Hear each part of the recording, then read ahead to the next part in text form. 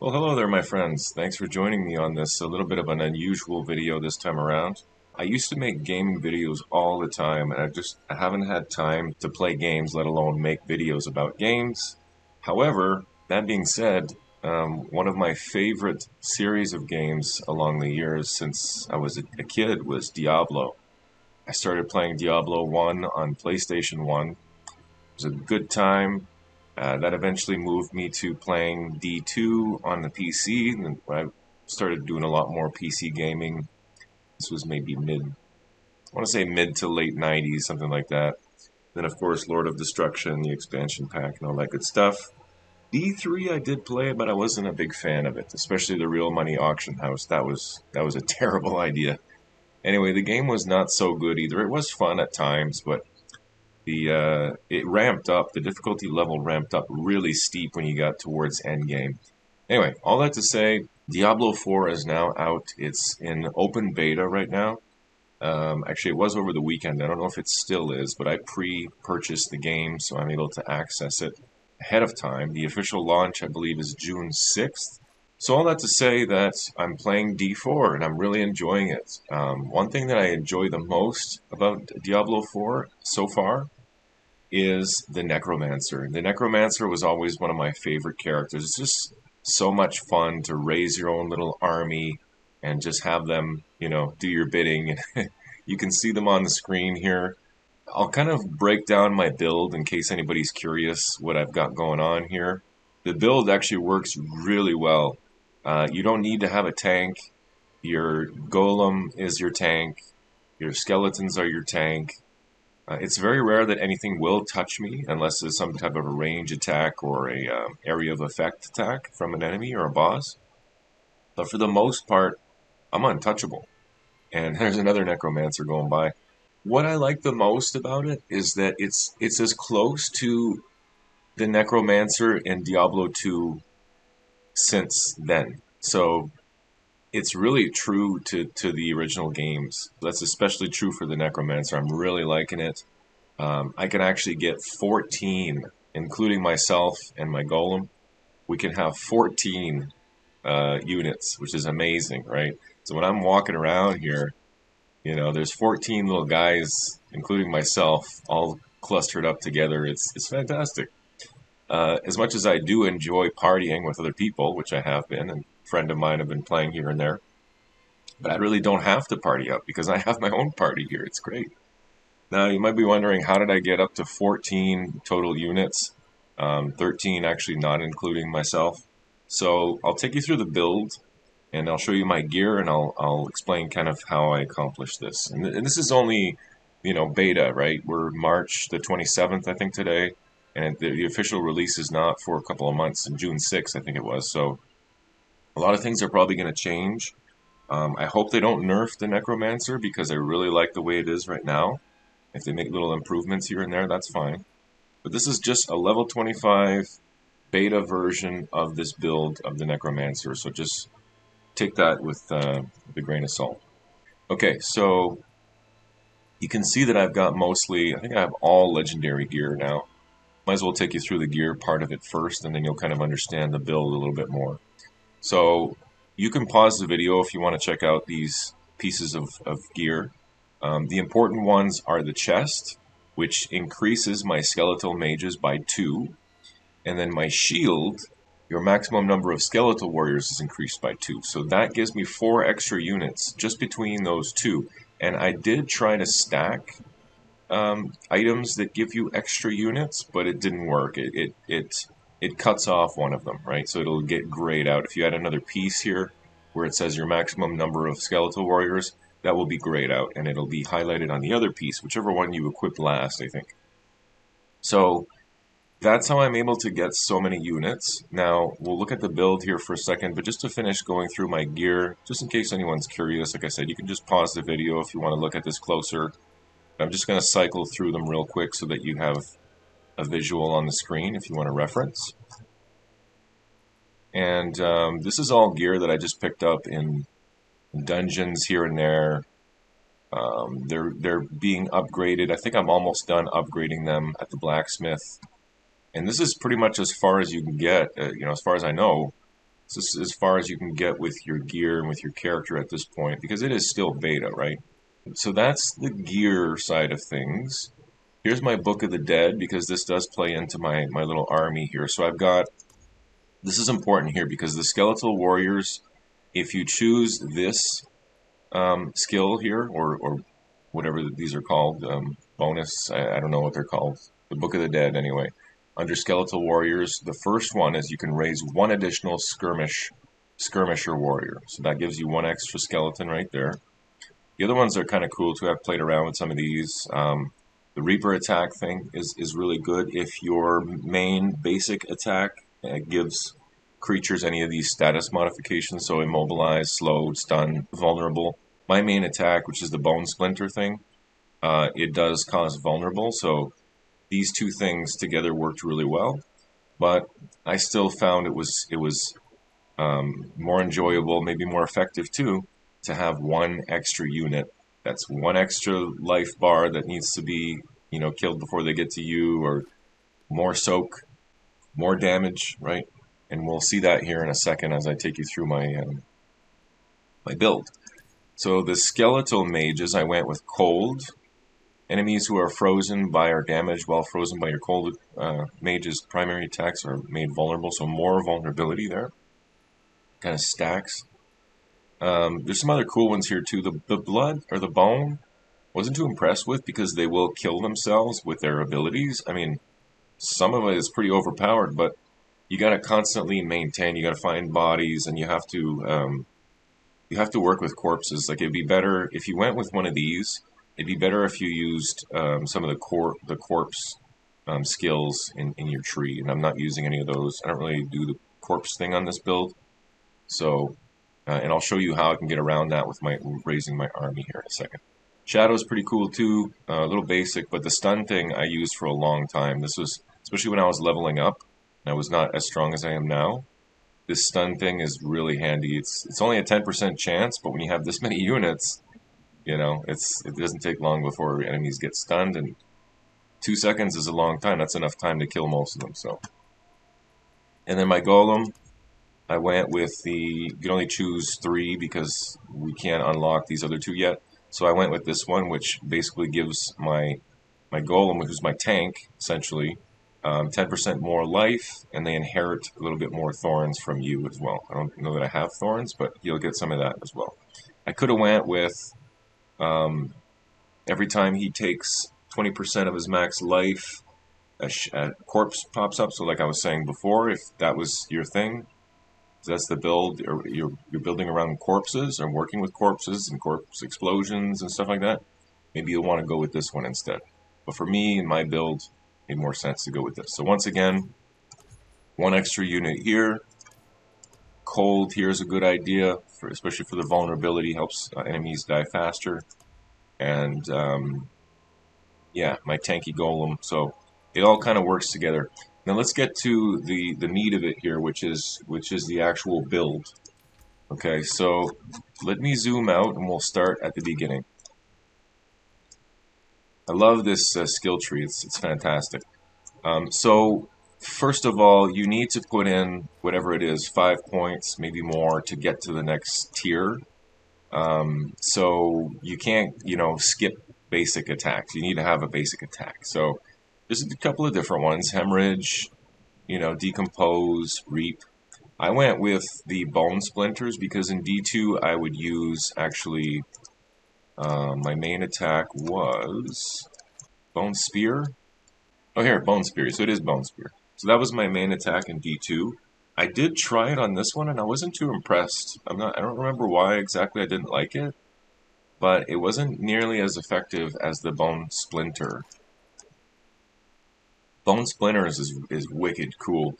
It doesn't do as much damage as the Bone Spear, but it fractures and splinters off and fires projectiles and gives you more essence, and it does that 20% chance per hit to make enemies vulnerable, which is really cool.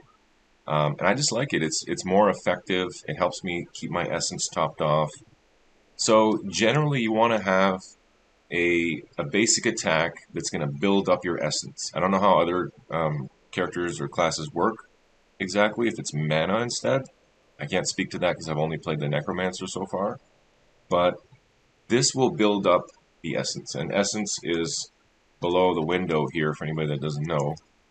This is the essence here, this blue ball, right? And the red one is obviously your life. For a Sork, maybe this is mana, I'm not sure. But either way, this is the main pool that you draw from for your abilities and your skills. So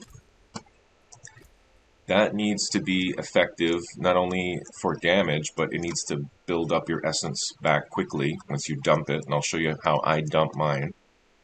Generally, dumping means you want to use it all up and then build it back up, right? So that you're maximizing and optimizing your skills and power of those skills. And I'll explain that further. The next tier is, the first one is basic, right? Basic skills. The next one is core skills. And I actually didn't put any points in this. I didn't have to because my Bone Splinters was maxed out at rank 5.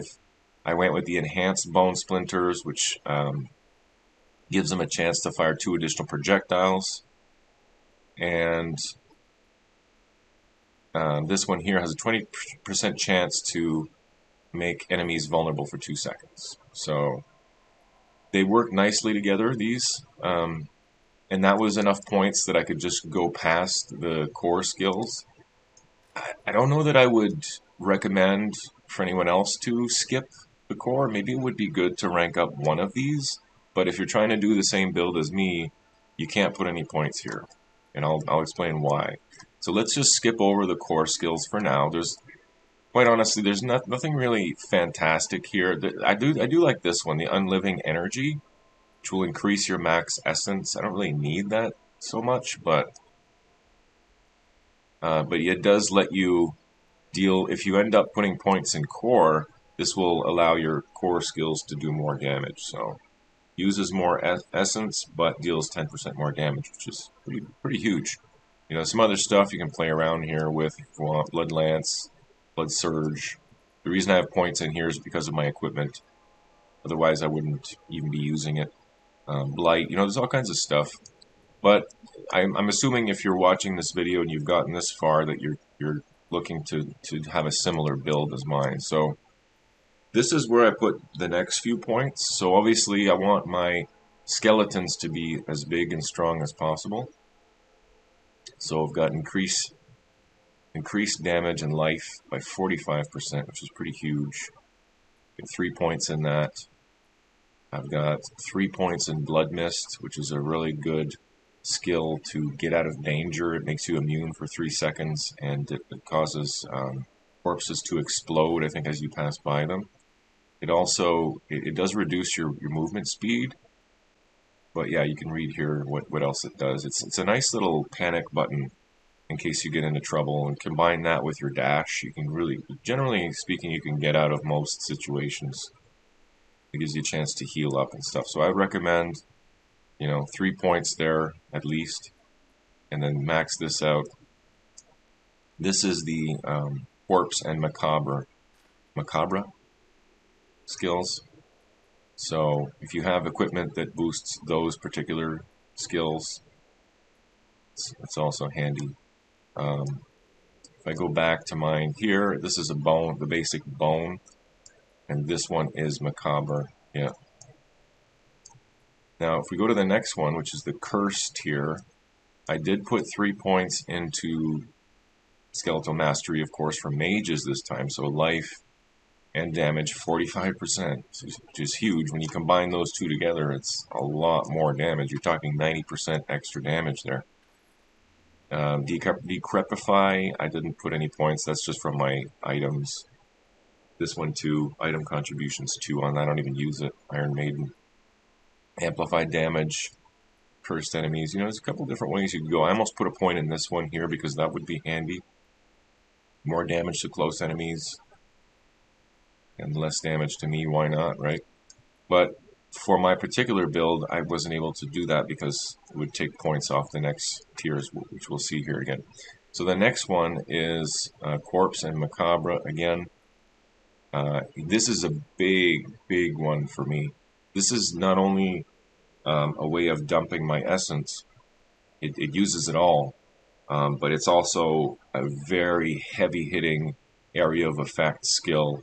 516 damage to all surrounding enemies. Damage is increased by 3% for each point of essence spent casting. So if your essence globe is full and you use it all, that's a crap ton of damage, and it works really well, especially when enemies start clustering around you. Let's say you lose a bunch of skeletons and they're all kind of ganging up on you. You hit this thing and boom! You know, combine that up, maybe string that up with your blood mist and get out of there. It's like boom, disappear, no more enemies. So it works really well. And then once I use that, it drains all my essence, so I'm immediately going back to my basic skill of the bone splinters, and that fills it back up pretty quick. There's also some bonus points here for your bone spirit. Critical strikes reduces the cooldown by 6 seconds, so that's pretty huge, so you can cast it again quicker. And this one here is really important. It will regenerate 30% of your essence over the next 4 seconds. So this and the bone splinters builds up my essence back to the top within 3 seconds, maybe 3 or 4 seconds. It's topped back off before the bone spirit becomes usable again. Yeah. So yeah, and I've got 2 extra points here from my items, so that's huge. That's why it's such a big number, right? 500 something is an insane amount of damage at this level. So that's from my 7 out of 5 rank, which is huge. So hopefully you're starting to see how the build kind of comes together here. It's very methodical, I guess. Now the last one, and I did make sure to save at least 3 points here. You know, if I took a point off of anything else, it would break the entire build, because every single point here is needed to get to the end. So you can't really modify that much. You could swap out some skill assignments if you wanted to, and you can refund this. It's cheap to do that if you want to experiment and keep trying out different builds. If you manage to improve this one and you've added significant amounts of damage or more damage mitigation or whatever, if you find a way to improve this build, please let me know. I would love to hear your feedback and get your take on this. We work together. By the time the actual game launches, we'll have some pretty solid builds, and I've already seen some amazing stuff that other people are doing out there. So anyway, to finish it off here in the ultimate tier, I've got the Army of the Dead, which is a huge, it's a huge, not only damage, like, I'll just read it here. So call forth the deep buried dead. Volatile skeletons emerge over the next 7 seconds to explode when around enemies, dealing 120 damage. So they kind of pop up all over the place, and I'll show you that here in a second. But why this is important, not only is this a really great ultimate skill that does damage to everything on the screen, and it really combines nicely with your bone spirit and the bone splinters and all the army. It's a wonderful synergy here. But what's cool is these bonus skills. Army of the Dead's volatile skeleton explodes. They have a 15% chance to leave a corpse behind. Which, okay, like I said, I don't really work with the corpses that much. I don't really play that style so much. But this is the one that you want, because this will allow you to raise your entire army with no corpses whatsoever. So if you start off with just yourself and your golem, let's say the golem comes back on his own. If he dies, he comes back after 30 seconds, I think. And I did have some points in golem mastery here as well at one point, but I can't do it all, right? You got to really choose your points. But that would be a good one. As I keep going here, since he is my tank, increasing his damage and life by another 15%, you can do that 3 times, so that'd be another 45% right there. I'll probably end up putting points into that and then finishing off my blood mist. Probably max that out once I keep going. But build might change when the official game comes out, or when they release more content, they up the level. Who knows, right? But the important thing is, like I was saying here with this one, is that you don't need corpses to summon your army, which is fantastic. And when you're fighting bosses, especially world bosses, your whole army will die very quickly. So being able to bring them all back in a split second is huge, right? So that's the basis of my build. I'll show you a few minutes of gameplay here as I go around and try and mess up some enemies with my army. You'll see it in action, and then we'll end the video there. But like I said, if you have questions, of course, let me know. But if you find a way to improve this build, I would love to hear your suggestions. So let's go check this out. See how it all kind of comes together here. I'm going to mute my mic for this part.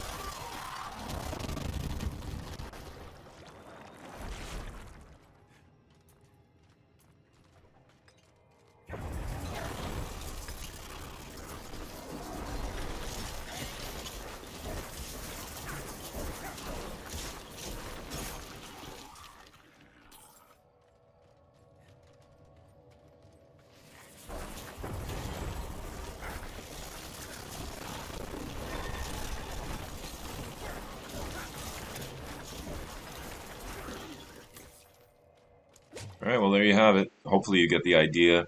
It's basically just stringing up your basic attack with the Bone Spirit. You want to use your Bone Spirit as soon as possible every time. Use it on cooldown basically, and then rebuild it back up with your basic attack. In the meantime, you're keeping your finger on Blood Mist just in case as an emergency panic button. The Golem will taunt all the enemies, as you probably saw. He hit this and he'll taunt and attack all the enemies. He's a really good tank, actually. I've only lost him. He got overwhelmed maybe like 2 or 3 times so far since I've got him at level 25. So you won't have him until end game in the beta, right? But until then, your skeletons will do a fine job. And if you really are having trouble keeping your skeletons up, probably you didn't put enough points or any points into the mastery skills. And if for some reason you can't keep them alive, then maybe you need to party up with a friend. But that shouldn't be the case because I just haven't experienced that at all. There's been very few enemies that I haven't been able to kill easily, and that was usually because I was in a too high of a level for the dungeon, and that's why I was not doing so well. But yeah, so that's the essence of the build. You know, there's really not much to it. I can't really say much else. This Army of the Dead is so badass, though. It's look at that. That's awesome. There's really not a lot that the Necromancer can't handle, and it's very reminiscent of the D2 Nec, and I'm really liking it so far. So anyway, it's a bit longer of a video than I wanted to make it, but hopefully the thoroughness of the video helps you to understand the build, how it works, what it's good at, what the few downsides of the build are, how it pairs well equally with if you're doing it solo or if you're co-oping, if you have other people in your party. You know, it just gets better and better. If you're partying with another Necro or two, I mean, you guys are going to be unstoppable. So that's it. You know, I'm sure I could probably get. I want to say I could probably milk another unit or two if I maybe found the right skill, or maybe not. Maybe this is the max. I'm not sure, because 2 extra Yeah, I guess that would probably be getting pretty close to it.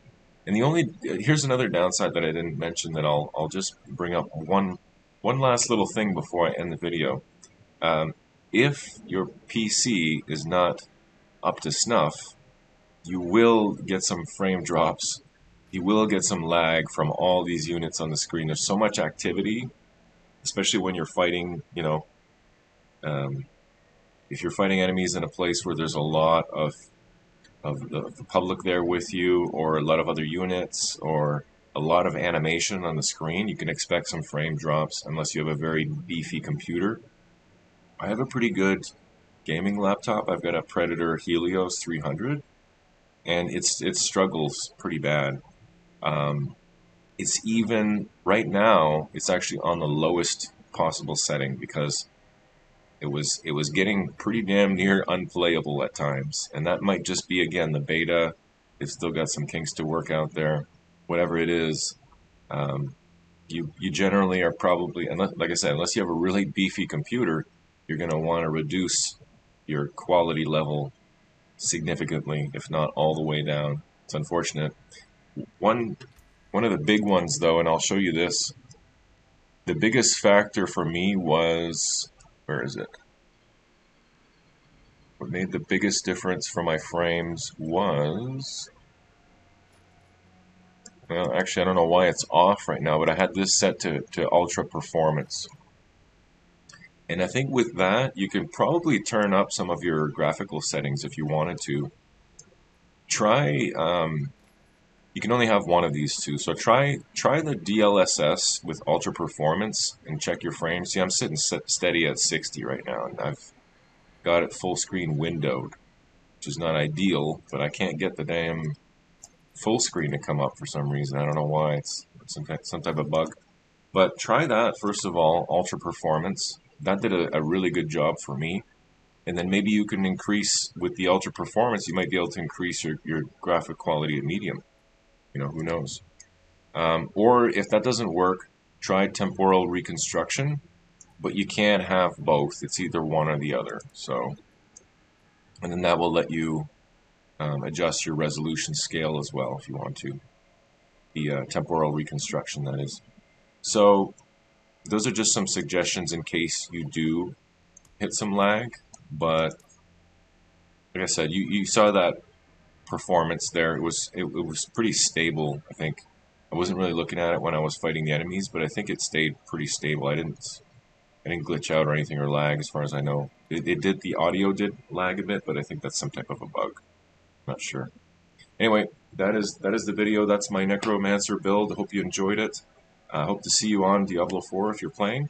It's a wicked game. I'd recommend it for everybody, especially if you're a Diablo fan. And you're gonna love it. It's awesome. I haven't tried any other characters yet, but I think I'm gonna try Druid next. It looks like fun. It's like a big fridge.